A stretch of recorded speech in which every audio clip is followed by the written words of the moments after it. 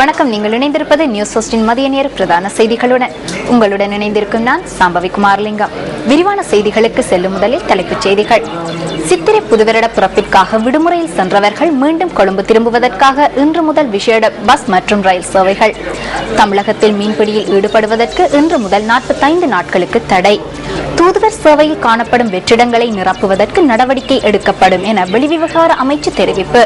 புத்தாண்டை முன்னிட்டு நுகர்வோர் அதிகார சபையினரால் கிழக்கு மாகாணத்தில் 183 கடைகள் சோதனைக்குட்படுத்தப்பட்டுள்ளன. இனி விரிவான செய்திகள். சித்திரை புதுவருட பிறப்பிற்காக விடுமுறையில் சொந்த இடங்களுக்கு சென்றவர்கள் மீண்டும் கொழும்பு திரும்புவதற்காக விசேட பஸ் சேவைகள் இன்று முதல் ஆரம்பிக்கப்பட உள்ளதாக தேசிய போக்குவரத்து ஆணைக்குழு தெரிவித்துள்ளது. இதன் பொருட்டு பல்வேறு பயண முடிவிடங்களில் இருந்து கொழும்பிற்கான பஸ் சேவைகள் முன்னெடுக்கப்பட உள்ளதாக ஆணைக்குழுவின் தலைவர் DS ஜெயவீர குறிப்பிடுகின்றார். அத்துடன் காலி மாத்தறை பகுதிகளில் இருந்து அதிவேக வீதியூடாகவும் கொழும்பு நோக்கி பஸ் சேவைகள் முன்னெடுக்கப்பட உள்ளதாக ஆணைக்குழுவின் தலைவர் கூறினார். இதேவேளை சொந்த இடங்களுக்கு சென்றுள்ள மக்கள் கொழும்பு திரும்புவதற்காக விசேட ரயில் சேவைகளும் முன்னெடுக்கப்பட்டுள்ளதாக ரயில்வே போக்குவரத்து அத்தியட்சகர் LAR ரத்நாயக்க தெரிவிக்கின்றார். குறிப்பாக பதுளை, காலி, மாத்தறை உள்ளிட்ட நாட்டின் ஏனைய பகுதிகளில் இருந்தும் கொழும்பிற்கு விசேட ரயில் சேவைகள் முன்னெடுக்கப்பட உள்ளன. இது தவிர சேவையில் ஈடுபட்டுள்ள ரயில்களுடன் மேலதிகமாக பெட்டிகளை இணைப்பதற்கும் நடவடிக்கை எடுத்துள்ளதாக ரயில்வே போக்குவரத்து அத்தியட்சகர் குறிப்பிடுகின்றார்.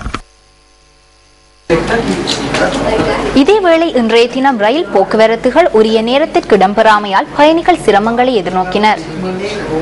ரயில் நிலையங்களில் பிரயாணிகள் எதிர்நோக்கிய கடினத்தன்மையை அவதானிக்க முடிந்தது. கனைமுல்ல மற்றும் கம்பஹா ரயில் நிலையங்களின் நிலை இவ்வாறு காணப்பட்டது.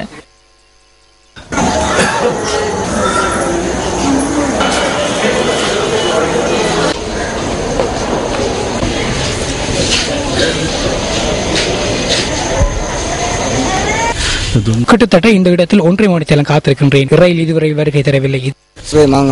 நான் அனுராதபுரம் செல்வதற்காக இங்கு வந்துள்ளேன். நாங்கள் பயணிக்க பஸ், ரயில் எதுவும் இல்லை. குறிப்பிட்ட நேரத்துக்கு ரயில் வருகை தராததன் காரணமாக வடக்கு களுத்துறை ரயில் நிலைய பயணிகள் பெரும் சிரமத்துக்கு உள்ளாகி இருந்தனர். இது ராகம ரயில் நிலையத்தின் நிலை.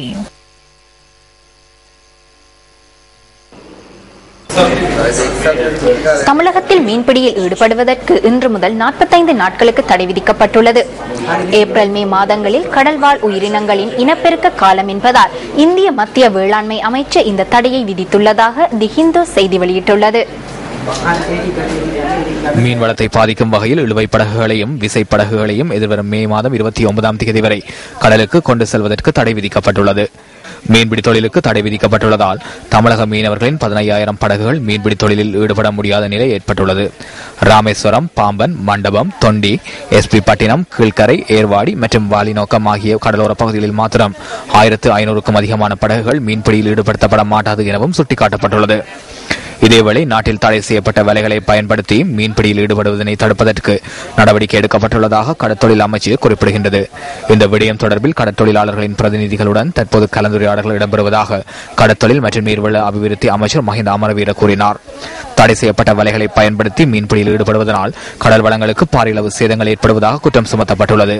இதனால் நாட்டின் கடல் வளங்களை பாதுகாக்கும் நோக்கில் தடை செய்யப்பட்ட மீன்பிடி வேலைகளின் பாவனையை முழுமையாக தடுப்பதற்கு நடவடிக்கை எடுத்துள்ளதாக அமைச்சர் மஹிந்த அமரவீர மேலும் தெரிவித்தார்.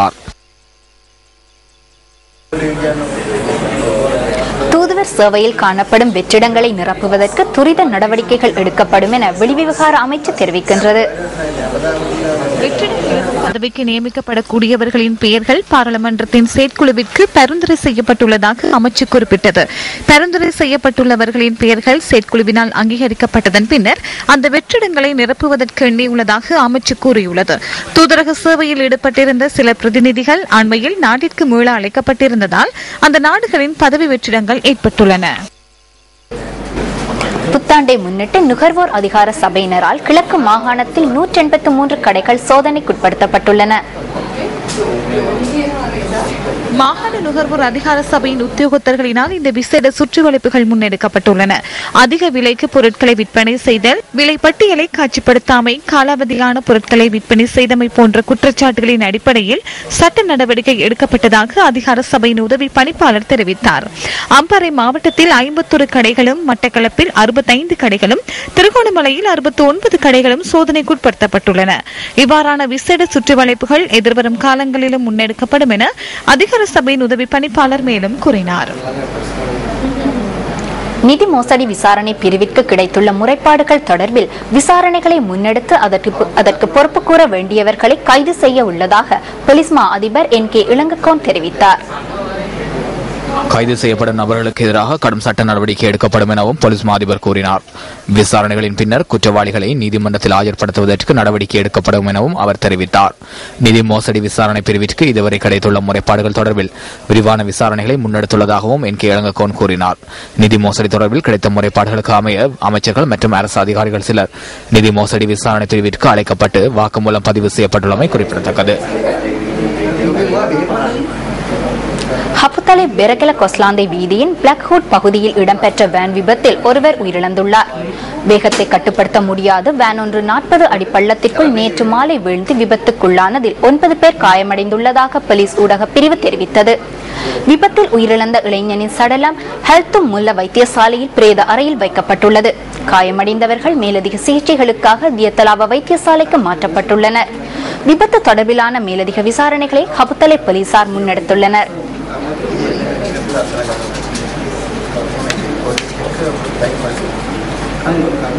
டைகம கிழக்கு தோட்ட பிரசித்தி பெற்ற காட்டு மாரியம்மன் ஆலய வருடாந்த அன்னதான விழா நேற்று நடைபெற்றது.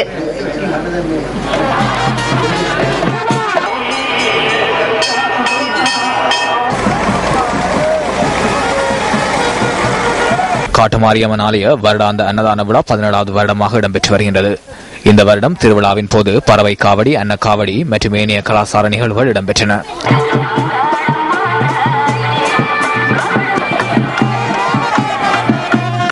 சுமார் 3 கிலோமீட்டர் தூரத்தில் ஆரம்பித்த திருவிழா கோவிலை வந்தடைந்தது.